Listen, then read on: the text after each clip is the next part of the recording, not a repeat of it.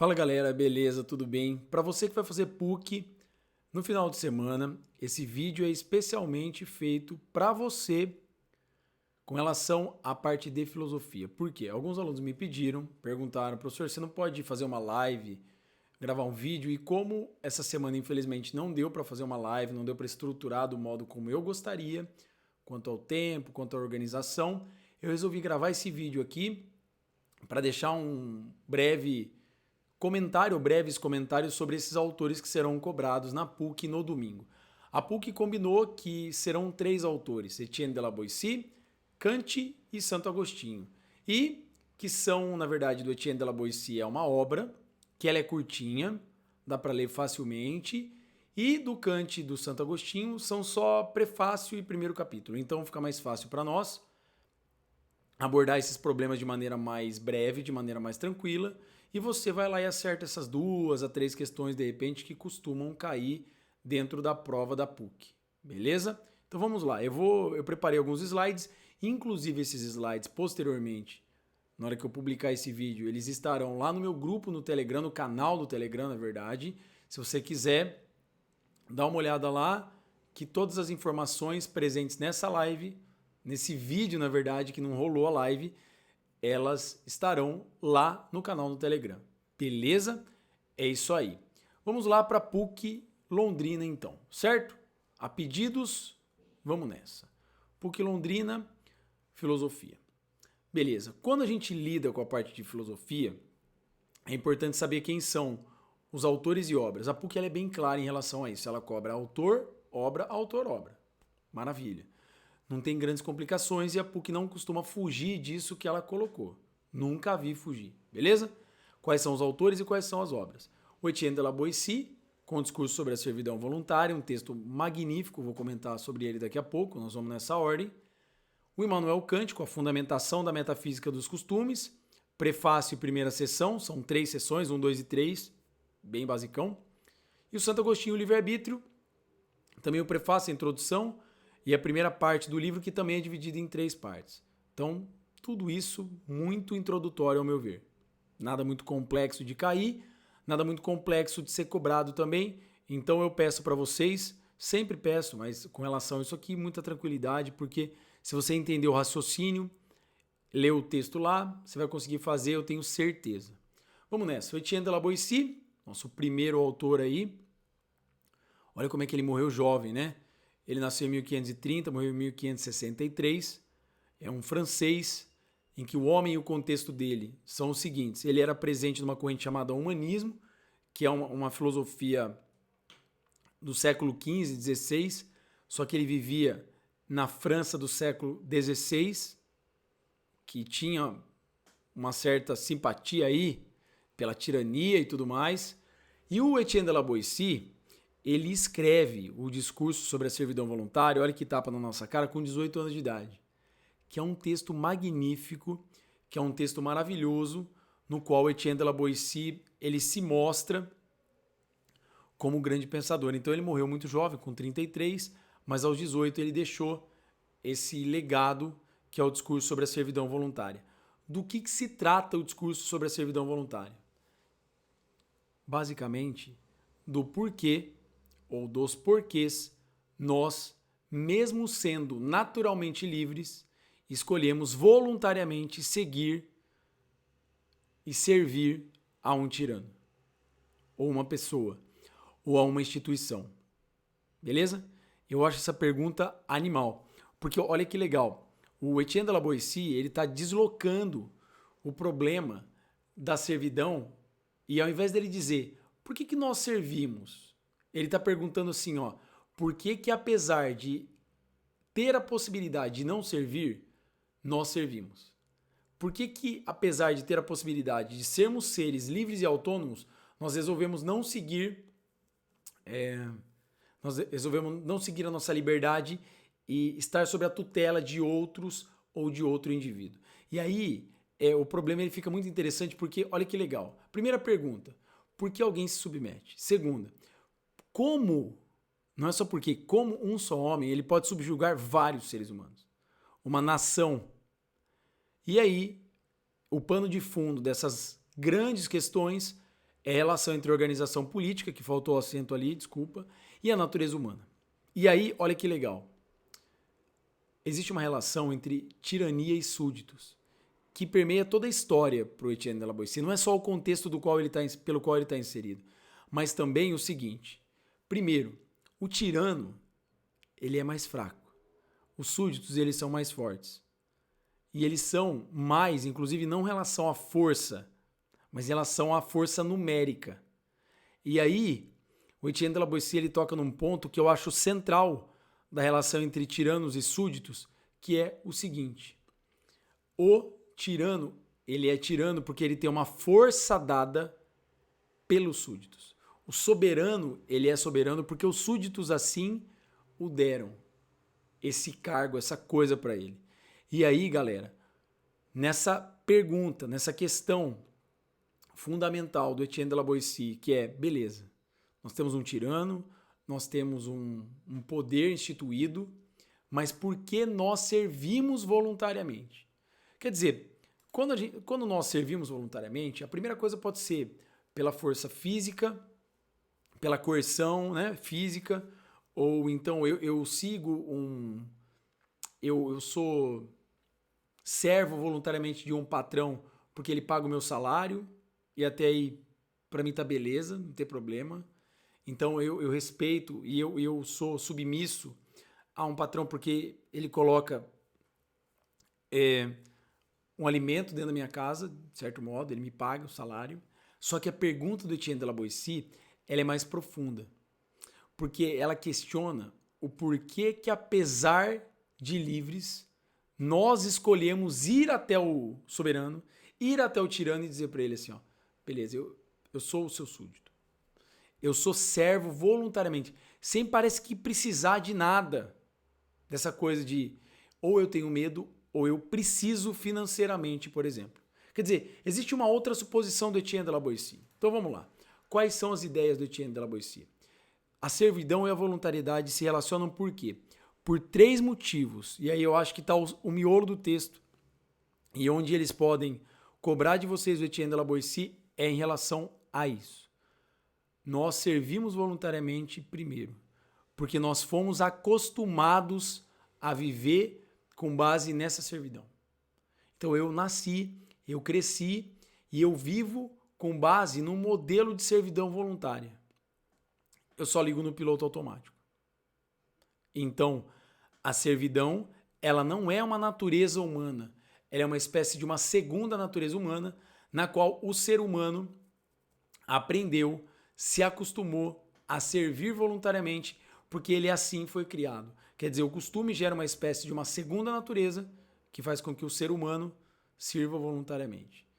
O segundo motivo elencado pelo Etienne de la Boétie é porque isso nos interessa quando o governo ele segue a ideia de pão e jogos. O que é pão e jogos? Tipo pão e circo, professor? É.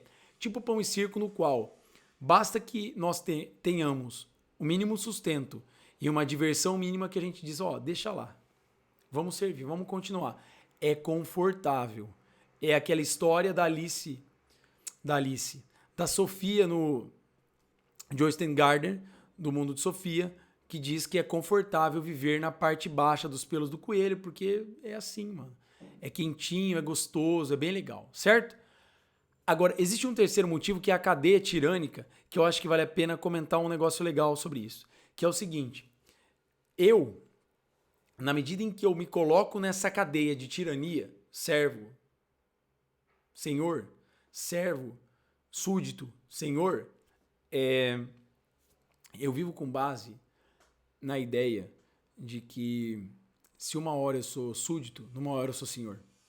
Na outra hora eu sou senhor. Então, por exemplo, na medida em que eu sou súdito, sou servo voluntariamente de um outro poder, isso se deve porque eu tenho a possibilidade de, num dado momento, ser inserido eu como o senhor. Então existe uma cadeia de interesse na qual ora eu me coloco como servo, ora eu me coloco como senhor. Então o interesse de servir voluntariamente é, às vezes, ter a possibilidade de se colocar na categoria de senhor. Maravilha.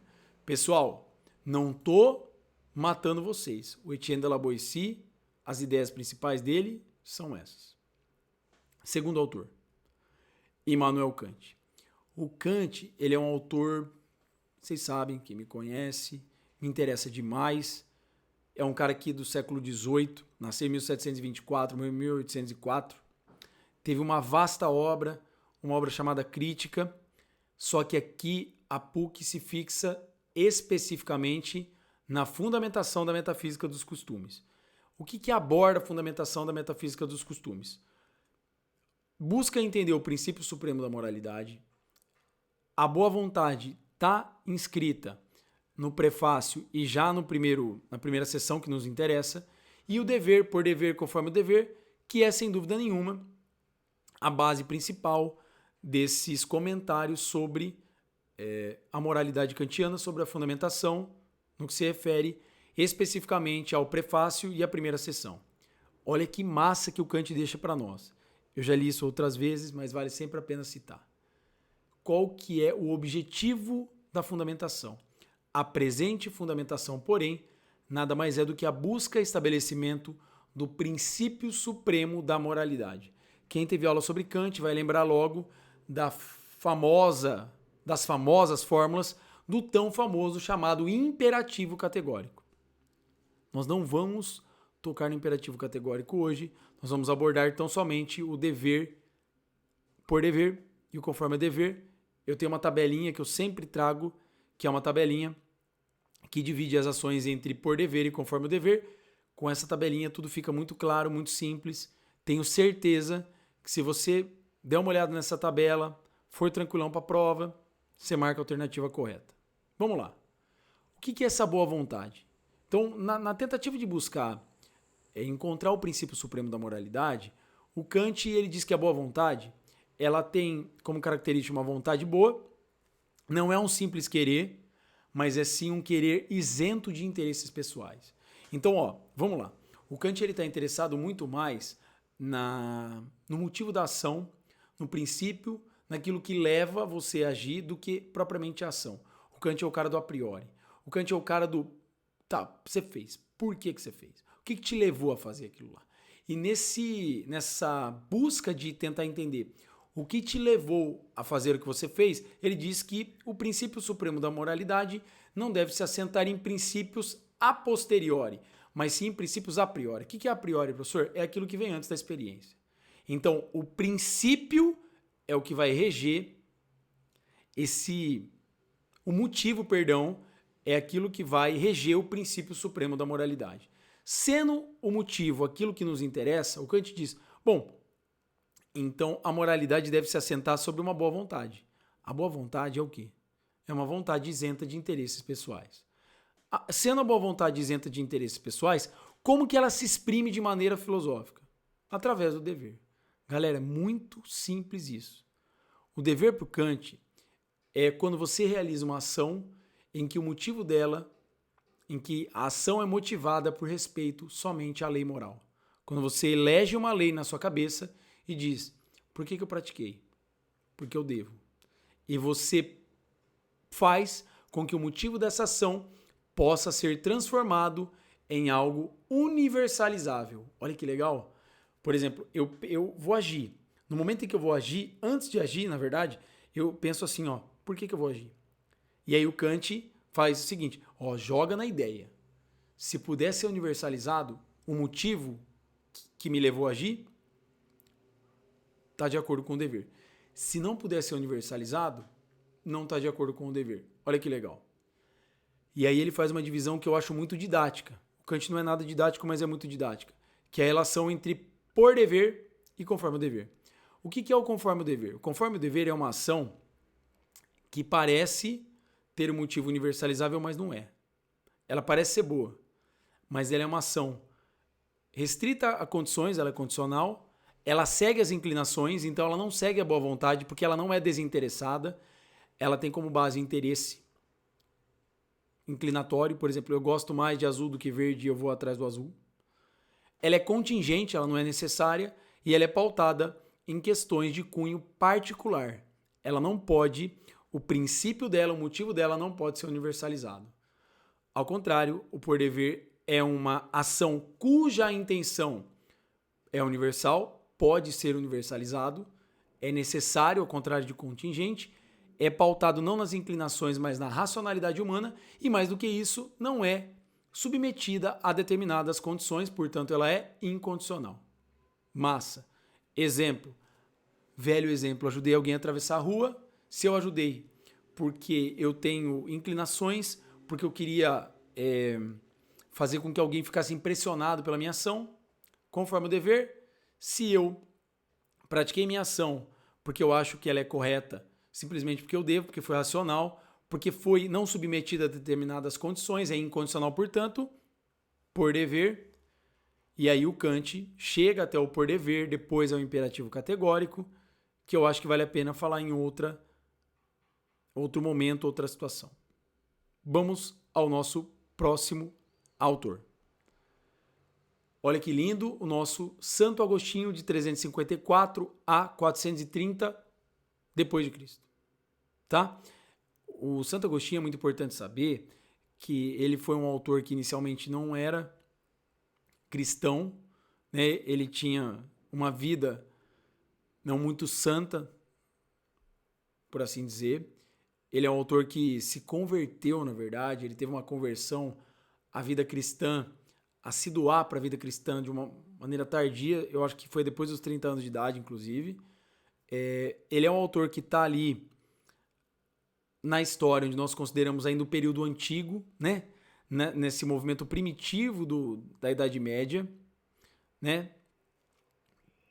No momento histórico que a gente chama especificamente de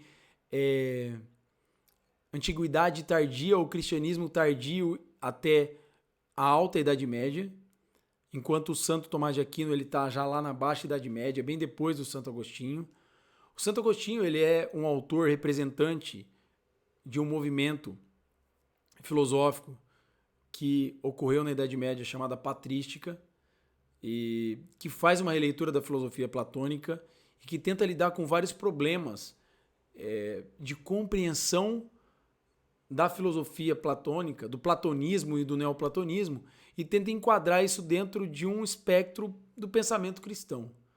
E o Santo Agostinho ele tem teses platônicas em que ele incorpora na filosofia dele, mas ele tem teses também em que ele releu Platão e diz que o Platão não se enquadra muito dentro do pensamento cristão e ele reformula determinadas coisas.